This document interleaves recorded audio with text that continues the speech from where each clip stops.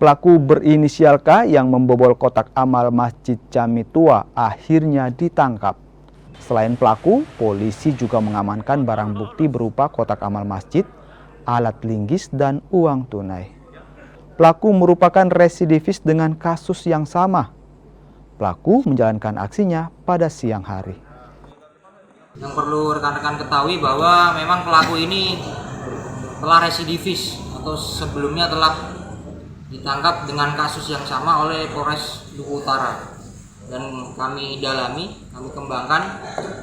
Yang bersangkutan telah melakukan aksinya sebanyak 13 kali, baik di Kota Palopo, kemudian di Luwu, Kabupaten Luwu, dan Duku Utara,